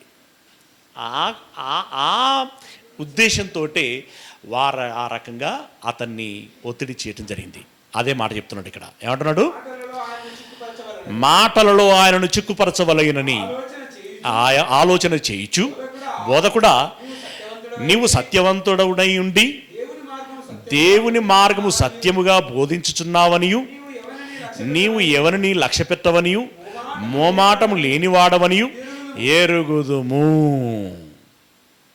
మనకంత సీన్ లేదు ఇల్లే, కానీ కొంతమంది అప్పుడప్పుడు వాళ్ళ వ్యక్తిగత అవసరాలు ఉండి మన దగ్గరికి వచ్చారనుకోండి, మనకు కూడా అనుభవాలే, కూర్చుంటారు. మనం చెబుతుంటే వాళ్ళ యాక్షన్ ఉంటుంది కదా, బా లీనమైపోతున్నారు ఆ వాక్యంలో పరవశించిపోతున్నారు. గొప్ప మంచి విశ్వాసులు అనుకునేటట్టుగా చేస్తారు. అంత అయిపోయిన తర్వాత అసలు ముచ్చట చెవిలో చెప్తారు. ఏంటంటే, పాస్టర్ గారు ఒక మాట అండి. ఏంటి బ్రదర్ చెప్పండి. మా ఇంట్లో మా ఆవిడ ఆరోగ్య పరిస్థితి ఇట్లా అట్లా, అది ఓకే, హాస్పిటల్ చూపిస్తున్నామండి, ఖర్చులు ఇంత అవుతున్నాయండి, మీరు ఇలా చేస్తారని మీ పట్ల మేము చాలా అనుకున్నాం అని చెప్పి అసలు విషయం మొదలు పెడతారు. అప్పుడు అసలు వీళ్ళు వచ్చింది వాక్యం కోసం కాదు, తలకాయలు ఊపింది అర్థమే కాదు ఏమండి, పాస్టర్ గారిని ఇంప్రెస్ చేయటానికి చేసినటువంటి ఎత్తుగడ, అంటే పొంగించటము. అదేనా, అంటే ఒక్కొక్కరిది ఒక్కొక్క పాచిక ఉంటుంది, అందరూ ఒకటే ఫాలో కావాలని ఉండదు. ఇప్పుడు వీళ్ళు ఏమంటున్నారంటే, అసలు ఏసంటేనే చిరాకు పడేటువంటి వీరు, ఏసంటేనే ద్వేషించేటువంటి వీరు, ఎక్కడ దొరుకుతాడో ఏ చేద్దాము అని ఆలోచన చేస్తున్నటువంటి వీరు ఏమంటున్నారు, నువ్వు ఎవరిని లక్ష్య పెట్టవనియు, అంటే సత్యము కోసము అడ్డొచ్చినటువంటి ఎంతటోడైనా సరే వాడిని పక్కకు దోషేస్తావని, మోమాటము లేనివాడవనియు మేమెరుగుదు. అంటే ఏం చేస్తున్నారు, ఈయనకి గ్యాస్ కొడుతున్నారు, మునగ చెట్టు ఎక్కిస్తున్నారు. మామూలుగా ఆ ప్లేస్లోనైతే వేరే వ్యక్తులుంటే తప్పకుండా ఎక్కుతారు.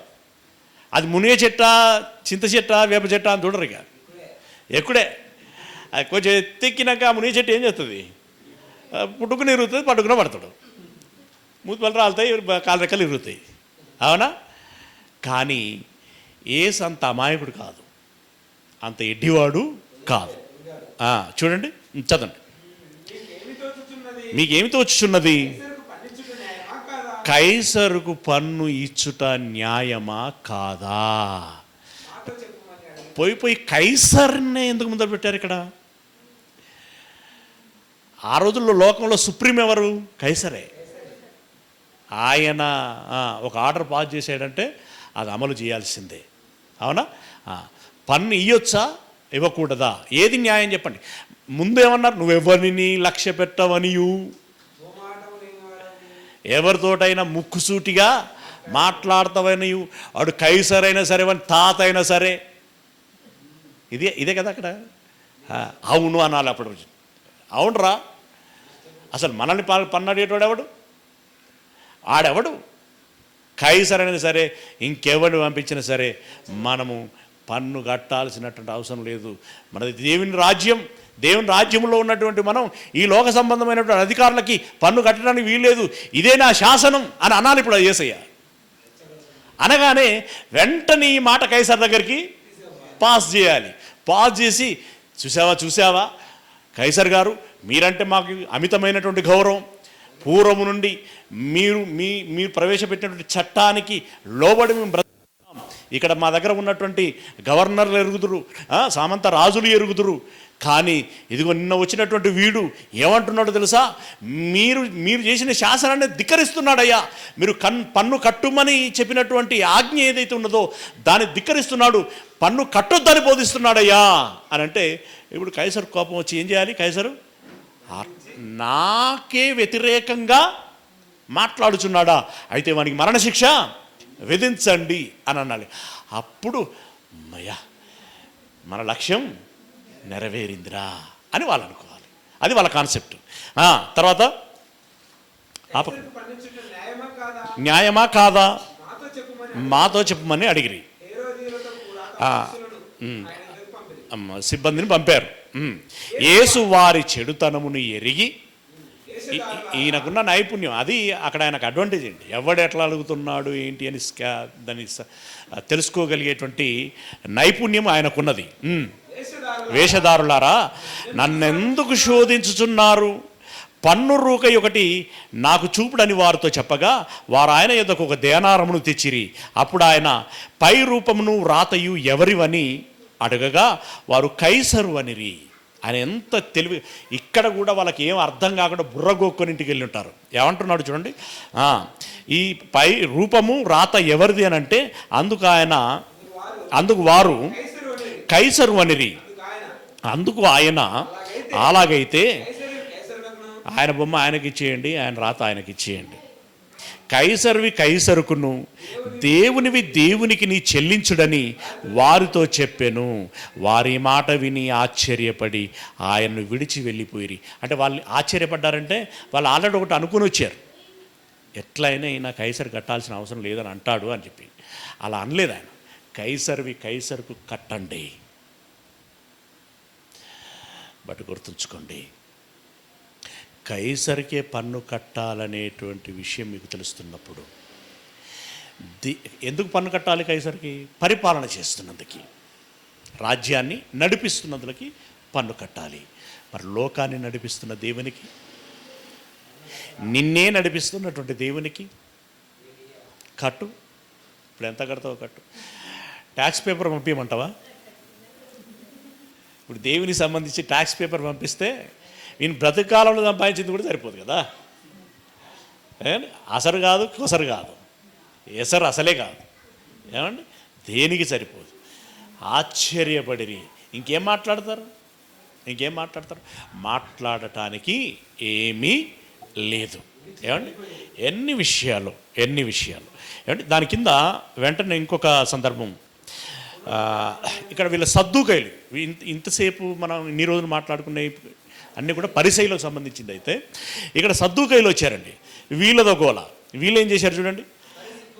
పునరుత్థానము లేదని చెప్పి సద్దూకైలు ఆ దినమున ఆయన యుద్ధకు వచ్చి, బోధకుడా, ఒకడు పిల్లలు లేక చనిపోయిన ఎడల అతని సహోదరుడు అతని భార్యను పెళ్లి చేసుకొని తన సహోదరునికి సంతానం కలగజేయవలనని మోషే చెప్పాను.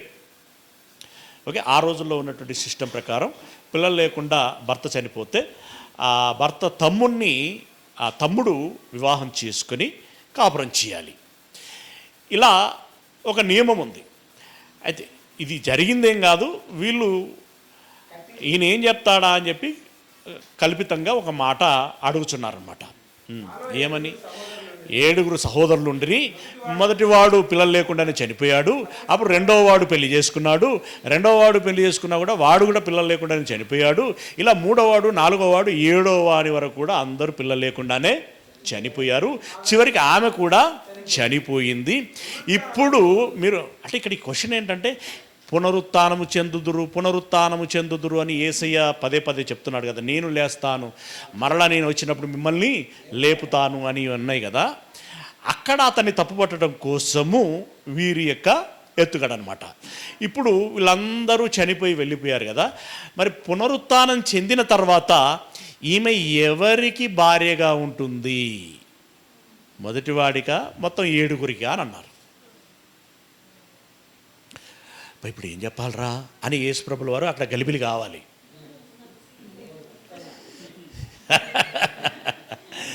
గలిబిలై లాస్ట్కి ఏం ఒప్పుకోవాలి? అయితే పునరుత్థానం లేతి అని అనాలి.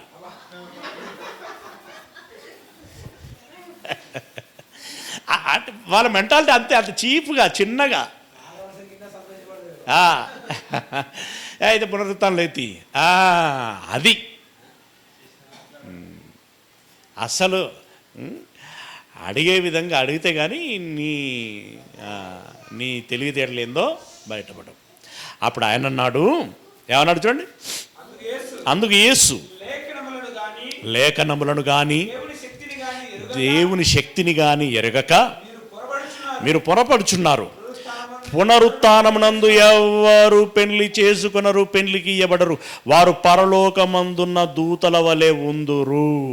పరలోకంలో దేవదూతలు ఉన్నాయి కదా. ఏమండి, మిఖాయేలు గారి భార్య పేరు ఏం పేరండి? జోసెఫ్. మిఖాయేలు భార్య పేరు తెలియదా? ఇప్పుడు గబ్రియేల్ భర్త పేరు?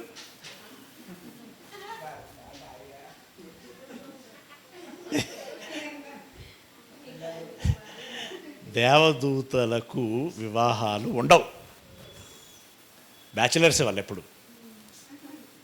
అంతేనా? పునరుత్థానములో వీళ్ళందరూ బ్యాచిలర్స్గానే ఉంటారు అని అంటున్నాడు. వ్యక్తులుగా ఉంటారు, అంతేగాని భార్యాభర్తల సంబంధాలు అనేటుండవు. అక్కడ ఓన్లీ బ్రదర్సే. అక్కడ ఏమైనా బంధం ఉన్నదంటే ఏం బంధం అది? Brothers, we are all brothers. Sisters కూడా లేదు మళ్ళీ అక్కడ, వీఆర్ ఆల్ బ్రదర్స్.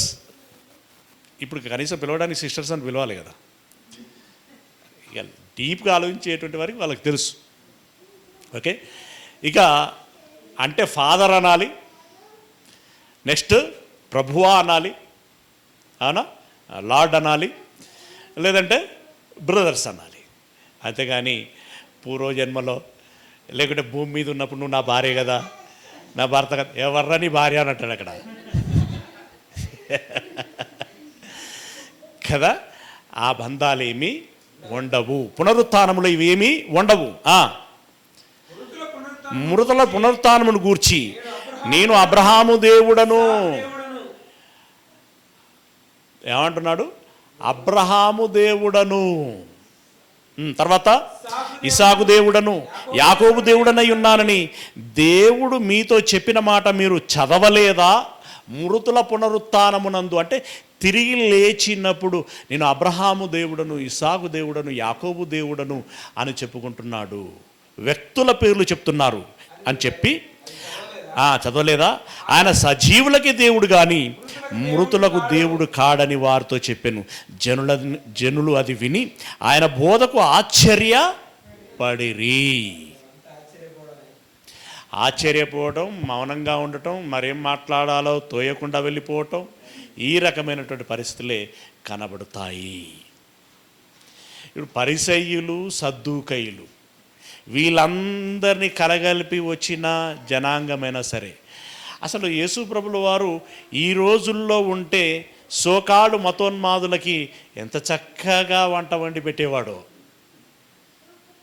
కదా. రైట్, ఇక్కడ సద్దూకాయలు అడిగినటువంటి ఈ ప్రశ్నకి కూడా సమాధానం ఇచ్చాడు. దీని కిందనే మనం ఇందాక ఆలోచించినటువంటి మొదటి ఆజ్ఞ గురించి అడిగినట్టు సందర్భం కూడా ఉంది. ఇక ఒకటి కలగజేసుకొని ఈయనే అడిగాడు. ఎందుకు అడిగాడు అంటే, అంతకుముందు వాళ్ళు ఏమని మాట్లాడుకుంటున్నారంటే, ఇతను వడ్లవాని కుమారుడు కాదా, యోసేపు కుమారుడు కాదా అనేటువంటి వర్షంలో ఏంటంటే, ఇక్కడ దావీదు వంశంలో వచ్చినటువంటి వ్యక్తి కాదా, ఆఫ్టర్ ఆల్ మనిషే కదా, ఈ రకంగా అభిప్రాయపడుతున్నారనమాట. వాళ్ళ మనసులో నెరిగినటువంటి ఆయన అడుగుచున్నాడు. 41వ వచనంలో, ఒకప్పుడు పరిసయ్యులు కూడి ఉండగా యేసు వారిని చూసి క్రీస్తును గూర్చి మీకు ఏమి తోచుచున్నది, ఆయన ఎవని కుమారుడని అడిగాను. వారు ఆయన దావీదు కుమారుడని చెప్పిరి. యేసు ఎవరో కాదు, దావీదు కుమారుడు అని చెప్తున్నారు.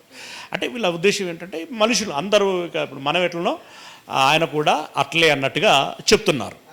అందుకు ఆయన, అలాగైతే నేను నీ శత్రువులను నీ పాదముల క్రింద ఉంచు వరకు నీవు నా కుడి పార్శ్వమున కూర్చుంటుమని నా ప్రభువుతో కీర్తన గ్రంథమునందు 110వ కీర్తన 1వ వచనము నుండి దావీదు గారు ఒక పాటే పాడారే. నా ప్రభువుతో ఈలాగు చెప్పాను. మరి దావీదు కుమారుడు ప్రభు అయితే, మీరంటున్నట్టుగా దావీదు కుమారుడు యేసు అయితే, ఆ యేసును ఉద్దేశించి దావీదు ఏమంటున్నాడు? నా ప్రభువు అని అంటున్నాడు. తండ్రికి కుమారుడు ప్రభు అవుతాడా? దీని సమాధానం చెప్పండి అని అంటూ కిందేమన్నాడు? దావీదు ఆయనను ప్రభు అని ఆత్మ వలన ఎలా చెప్పుచున్నాడు? దావీదు ఆయనను ప్రభు అని చెప్పిన ఎడల ఆయన ఎలాగో అతనికి కుమారుడని ఆగునని వారిని అడగగా ఎవడును మారు మాట చెప్పలేకపోయిరి. అసలు దావీదు ఈ మాట అన్నాడని వాళ్ళకి తెలిసింటే కదా. ఏమండి, ఎవ్వరు కూడా సమాధానము చెప్పలేకపోయాను. మరియు ఆ దినము నుండి ఎవడును ఆయనను ఒక్క ప్రశ్నయు, ఇక లాస్ట్ అటుగా అది, నువ్వు ఏది అడుగు, ఇక వాళ్ళకి అర్థం కాదు. అర్థం కాని భాష ఎలా ఉంటుంది? నువ్వు ఏది అడుగు ఏదో ఒకటి చెప్తారు. కానీ మనం మళ్ళీ ఏం మాట్లాడాలో మనకు తోయకుండా చేస్తాడు. ఏదో ఒకటి చేసి మొత్తానికి మనల్ని అవమానపరిచి పంపిస్తాడే తప్ప మనం ఆయనను అవమానపరచాలి అని అనుకునేటువంటి మన ప్రయత్నం అడియాశలే, ఇవి నెరవేరవు. ఈ అడగటం వృధా. ఇక కాదు పోదు, మనం చంపాలనుకుంటే డైరెక్ట్ ఏదో ఒకటి చేసి చంపడే తప్ప ఇది చిక్కుబట్టి తప్పు మాట్లాడించి ఆ తప్పును తీసుకెళ్ళి కంప్లైంట్ చేసి వాళ్ళతో తీర్పించి ఇలా శిక్షించటం అనేటువంటిది అయ్యేటువంటి పని కాదు.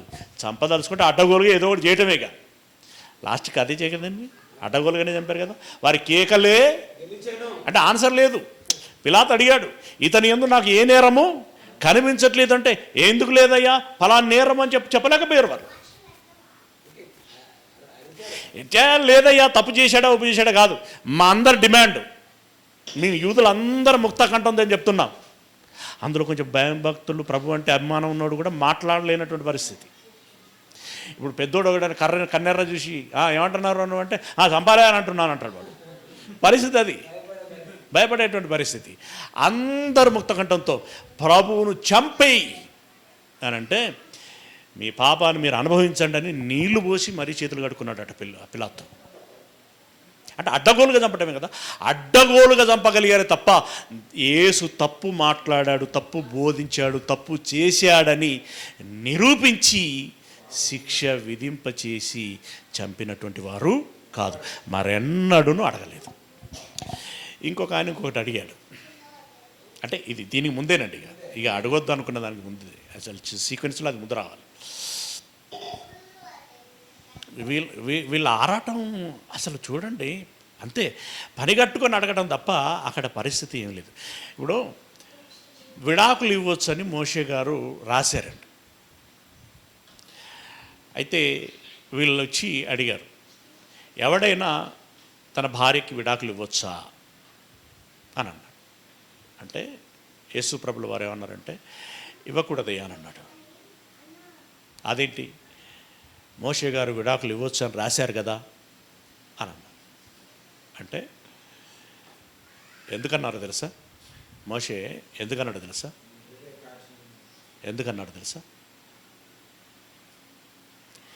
మీ హృదయము అంత కఠినమైనటువంటిది. మీరు ఏం చేస్తారంటే ఇవ్వద్దు అని అన్నా కూడా ఇచ్చే రకాలు మీరు. ఇవ్వద్దు అని అన్నా కూడా, ఇప్పుడు దొంగతనం చేయొద్దు అని అన్నాడు దేవుడు, చేయకుంటుంటున్నారా మీరు?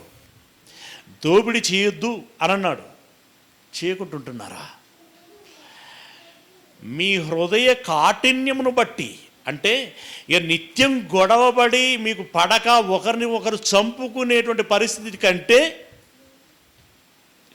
ఆ విడాకులు ఇచ్చుకొని ఎవరి బ్రతుకు వాళ్ళు బ్రతకటమైనా కొంత ఉత్తమము కదా అనేటువంటి మధ్య మార్గంగా ఆయన సరేతరా అయితే విడాకులు తీసుకోండి, అదేదో కొంచెం మీరు పెద్దల సమక్షంలో అధికారికంగా దాన్ని విడాకులు తీసుకోండి అని చెప్పి మీ మనస్తత్వాన్ని బట్టి ఆయన తగ్గి చెప్పాడే కానీ వాస్తవానికి దేవుడికి కానీ మోషేకు కానీ విడాకులు తీసుకోవాలి, విడాకులు తీసుకోవచ్చు అనేటువంటి ఉద్దేశం వారికి లేనే లేదు అన్నాడు.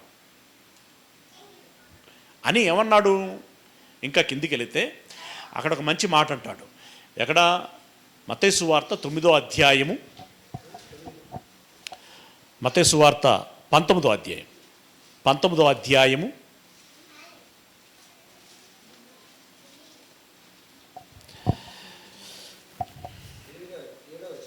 7వ వచనం నుండి.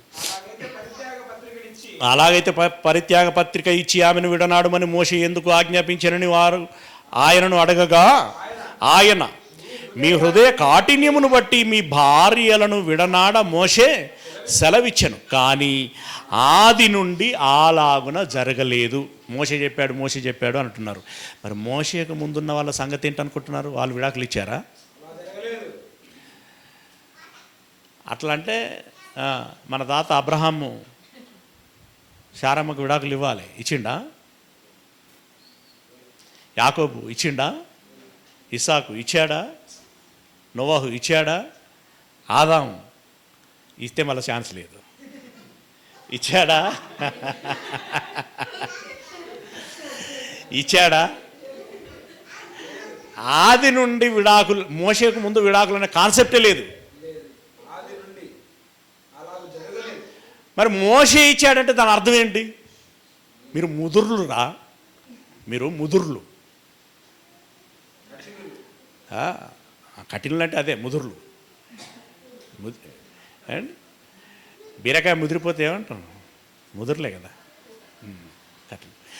మీరు ముదురు కాబట్టి చూడండి కిందికి వెళ్తే, మాది నుండి అలాగునా జరగలేదు, మరియు వ్యభిచారము నిమిత్తమే తప్ప తన భార్యను విడనాడి మరి ఒకతను పెళ్లి చేసుకుని వాడు వ్యభిచారం చేయుచున్నాడు. ఎక్కడ విడాకులకు ఛాన్స్ ఇచ్చాడండి ఆయన? వ్యభిచారము చేస్తే, నిన్ను కాదని మరొకరిని సంప్రదిస్తే, పురుషుడైనా స్త్రీ అయినా అలా వెళితే వారికి విడాకులు ఇవ్వండి. ఎందుకంటే వాళ్ళు చెప్పకనే చెప్పేశారు కదా, నీ మీద మనసు లేదు, పలానోళ్ళ మీద ఉన్నది అని చెప్పేశారు. కాబట్టి మీ మీద మనసు లేనప్పుడు మీరు విడిచిపెట్టండి, అది న్యాయసమ్మతం. ఈ కారణాన్ని బట్టి కాకుండా మరొక కారణము, పండ్లెత్తున్నాయి, నల్లగున్నది, బక్కగున్నాడు, వంకర కాళ్ళు, ఇలా కట్నం ఎక్కువ తీసుకురాలేదు, ఇవేవో సాకులు చెప్పి మీరు విడాకులు ఇవ్వకూడదు. ఓన్లీ వ్యభిచారం చేస్తే విడాకులు ఇవ్వండి. ఇకపోతే విడాకులు తీసుకున్న వారిని పెళ్లి చేసుకోకండి. ఇప్పుడు భర్త చనిపోయి విధవరాలుగా ఉంది అని అంటే సోకే, కానీ నాకు ఇష్టం లేదని విడాకులు తీసుకొని పోతావు చూడండి, ఆమెను నువ్వు పెళ్లి చేసుకోకూడదు. నువ్వు ఫ్రెషర్ అయినా లేకుంటే నువ్వు కూడా సెకండ్ హ్యాండ్ అయినా. విడాకులు తీసుకున్న వాళ్ళు మళ్ళీ పెళ్లి చేసుకోవడానికి వీల్లేదు. ఇది వాంటెల్. ఈ ఆజ్ఞను ఎవరు పట్టించుకుంటున్నారంటే పాస్టర్లే ఇద్దరు ముగ్గురిని చేసుకుంటున్నారు, పాస్టర్లే విడాకులు ఇస్తున్నారు కదా. విడాకులు ఇవ్వకూడదు. విడాకులైన వారిని వివాహము చేసుకుంటే ఏంటట? వ్యభిచారం చేసినట్టట. వ్యభిచారం చిన్న నేరమా? పెద్ద పాపం అది. అంటే విడాకులు తీసుకున్న వారిని వివాహం చేసుకుంటే అది పాపము అని అన్నాడు. కనుక ఇప్పుడు రెండో పెళ్ళిళ్ళు చేసుకునేటోళ్ళు కూడా ఇది ఆలోచించుకోవాలి. రెండో పెళ్ళిళ్ళు చేసుకునే వాళ్ళు పెద్దగా ఇవన్నీ ఏమీ పట్టించుకోరు.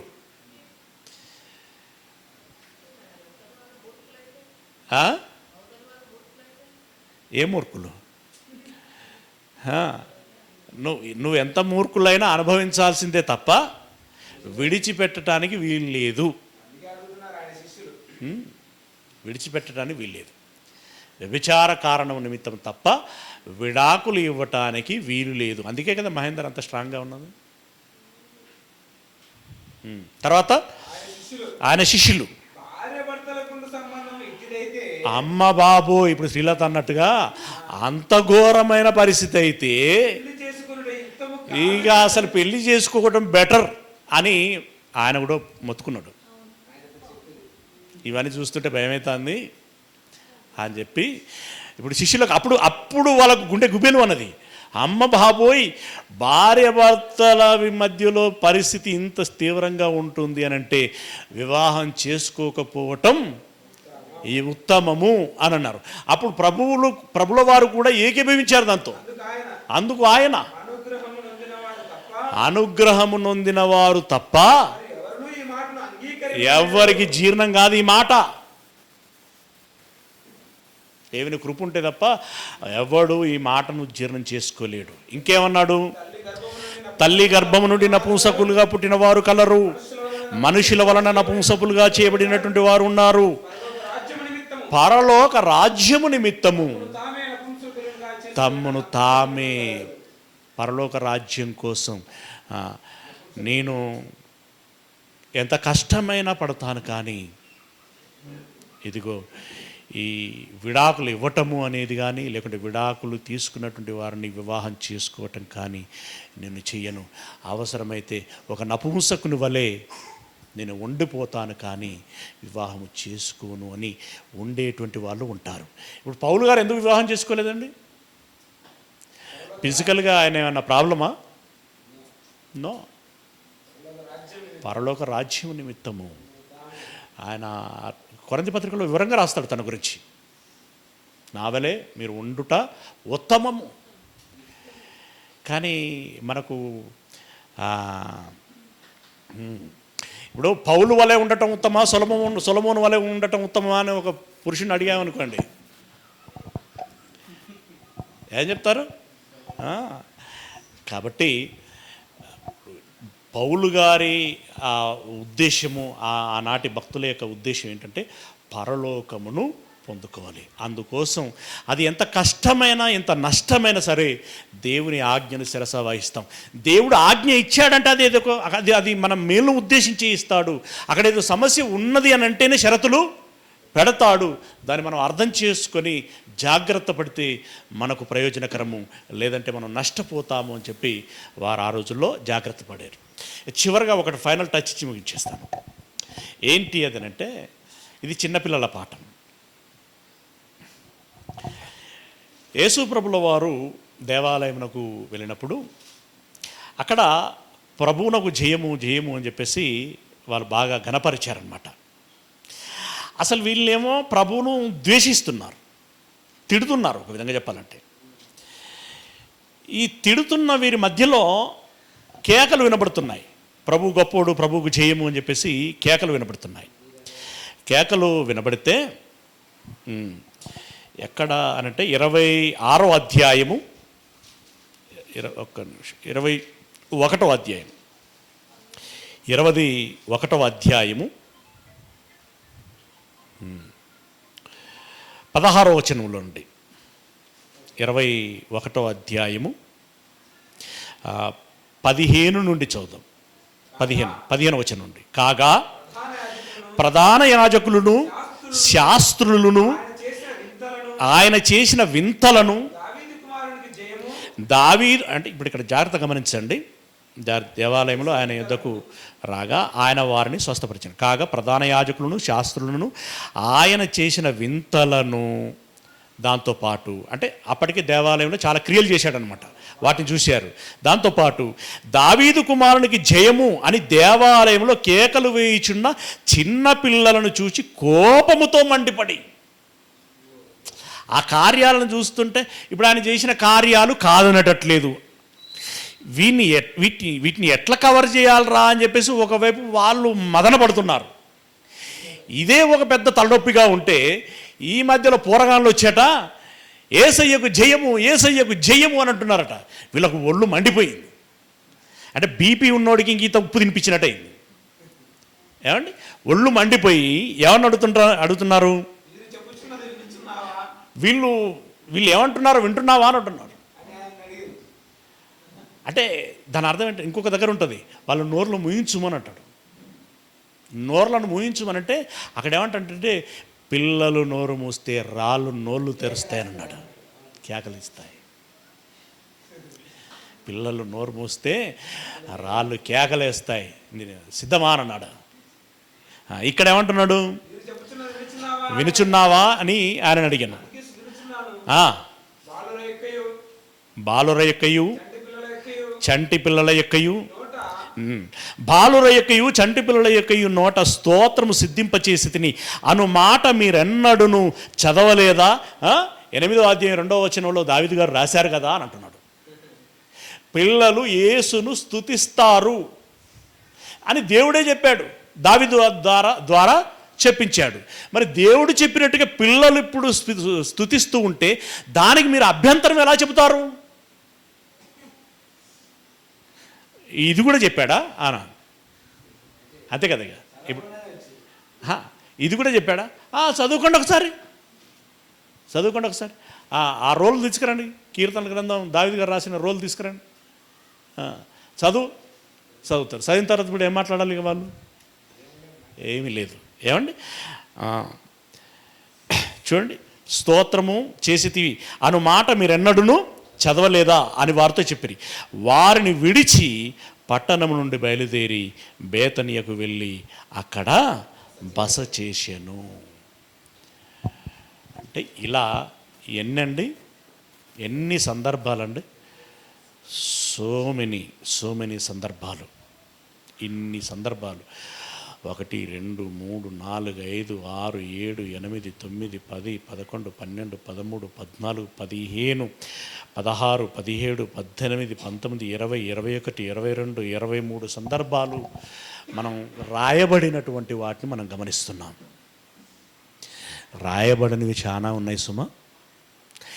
ఇలా ఎన్ని సందర్భాలలో ఎంతమంది మతోన్మాదులు యేసయ్యను చిక్కుల్లో పెట్టి భావోద్వేగాన్ని కలిగించి ఆయన నోట ఏదో తప్పును రప్పించాలనేటువంటి వారి ప్రయత్నం చివరికి అడియాసలయ్యాయి తప్ప నెరవేరలేదు. దానికి యేసు ప్రభుల వారు తావివ్వలేదు. చాలా యుక్తిగా, చాలా తెలివితో, సమయస్ఫూర్తి కలిగి చక్కని సమాధానాలు చెప్పాడు. వారికి చిక్కకుండా వండిపోయాడు. దీనిలో ఇప్పుడు ఇలాంటి ప్రశ్నలే మనకు వచ్చాయనుకోండి, సేమ్ ఇలాంటి ప్రశ్నలే వచ్చాయనుకోండి, ఇలాగే మనం సమాధానం చెప్పడానికి రెడీగా ఉండగలమా? ఇక్కడ యేసుప్రభు ఏదో చెప్పిండే కదా, గుర్తుంటాయా? ఓకే, వచ్చేవారం అడుగుతా. ఓకే, ఇవి గుర్తుండాలి. అయితే ప్రశ్న అడిగేవాడికి ప్రశ్న ఏదైనా అడగచ్చు, ఎవడైనా అడగచ్చు, ఎప్పుడైనా అడగచ్చు, ఏదైనా అడగచ్చు. నువ్వు స్పాంటనివ్గా చెప్పగలిగేటువంటి విధంగా ఉండాలి. స్పాంటనివ్గా నువ్వు చెప్పగలగాలి అని అంటే బైబిల్పై నీకు అవగాహన ఉండాలి. బైబిల్పై అవగాహన ఉండాలి. అలాగే ఆ రోజు భక్తులు చెప్పినట్టుగా నేను అక్కడికి వెళ్ళిన తర్వాత ఏం మాట్లాడాలో అని నువ్వు ఏమి సంశయ పడకు. నువ్వు విశ్వాసం కలిగి దేవుణ్ణి ప్రార్థించి పరిశుద్ధాత్మిక సహాయముని తీసుకో. అప్పటికి స్పాంటనివ్గా అంటే ఇప్పుడు ఈ చదవగలిగేంత చదవాలి, మెదడులో ఉంచుకోగలగాలి. అయితే క్వశ్చన్లు ఏ రకంగానైనా రావచ్చు కాబట్టి ఆ క్వశ్చన్కి తగినటువంటి సమాధానం పర్ఫెక్ట్గా అప్పుడు ఇవ్వటానికి, ఆ సమయస్ఫూర్తి నీకు రావటానికి పరిశుద్ధాత్మ నీకు తగిన ప్రేరేపణ ఇవ్వాలి. ఆ సహాయం కావాలని మాత్రమే మీరు అడగండి. బైబిల్ చదవండి, సహాయం కావాలని అడగండి. మీరు పర్ఫెక్ట్గా ఆ సమయానికి అప్పుడు మీరు సిద్ధపడి చక్కగా సమాధానం చెప్పగలరు. అయితే సమాధానం చెప్పినంత మాత్రం వారు ఒప్పుకోవాలని ఏమి లేదండి. వారు ఒప్పుకోవచ్చు, ఒప్పుకోకపోవచ్చు. బట్ నీ వైపు నుండి నువ్వు న్యాయం చేసావా లేదా? మూడో వ్యక్తికి అంటే పిలాతు లాంటి మూడో వ్యక్తికి అరే వాళ్ళని ఆయన అన్న దాంట్లో ఏమున్నది, ఆయన చక్కగానే చెప్పాడు కదా, మీరు ఎందుకు అలా విరుచుకుపడుతున్నారు అనే ఆ మాట అన్న మనం దక్కించుకోగలగాలి. ఇక ఆ తర్వాత వాళ్ళు ఏ రకంగా మొండిపోకడబోతారు, ఏ రకమైన చర్యలు తీసుకుంటారు, అది దేవునికి వదిలిపెట్టాల్సినటువంటి విషయం. కనుక ప్రియులారా, మీ అందరికీ నేను చెప్పగలిగేటువంటి మాట ఏంటంటే బైబిల్ని బాగా అవగాహన చేసుకోండి. అలాగే ఎదుటివారు అడిగేటువంటి ప్రశ్నలు బాగా అర్థం చేసుకోండి. దానికి ఏ రకమైన సమాధానం ఇవ్వాలి అని చెప్పి మీరు సిద్ధపడండి.